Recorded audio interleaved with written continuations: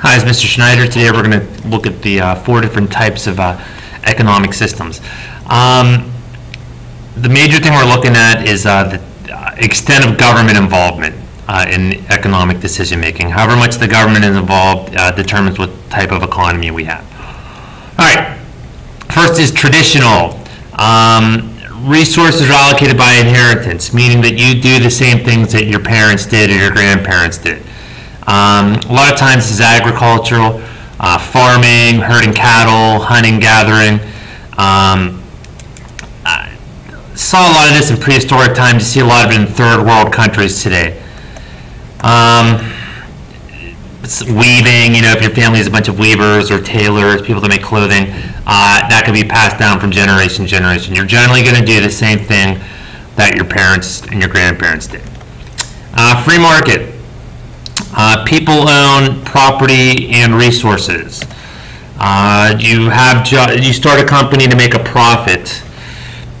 There's lots and lots of competition. Competition is good for you, the consumer, because consumers want you to buy their products, so they're going to try to sell you the best product at the best price. Consumer sovereignty, remember we talked about this. The consumer has complete control. Consumer decides what's going to work and what's not going to work. Consumer decides what companies will stay, Barnes & Noble, and which companies will go bankrupt or fold or not stay, Borders. And then individual choice. You as an individual have lots and lots of choices. Think about things like cars or hamburgers, how many different choices you have when you're buying these different products. Do you want a really fast, cheap hamburger? You go to McDonald's. Do you want a really good hamburger that might take a little bit longer to make? You go to Five Guys. I'm really hungry now.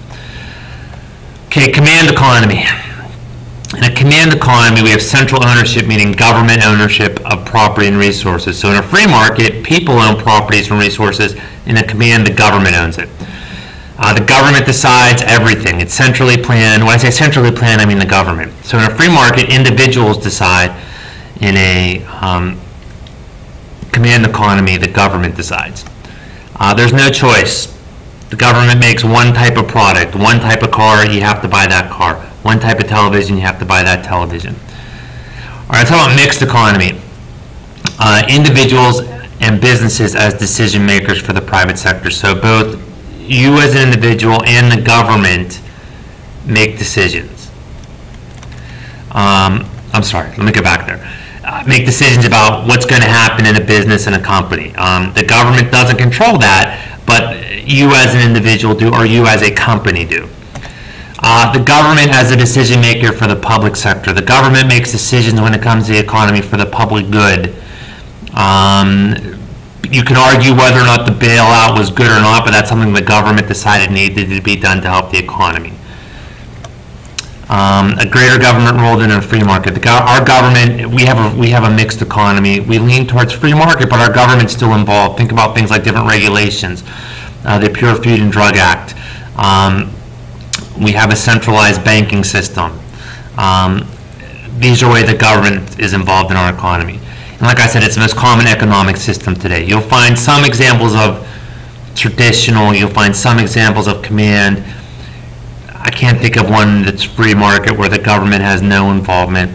And then the most common one is the centrally planned. All right, that's all for this one. Let's look at a couple questions. Wrap it up here. Again, it's government involvement. Basic characteristics of the different types. Make sure you know that for any test or quizzes we have. Okay? All right. Thanks, guys. Have a good day.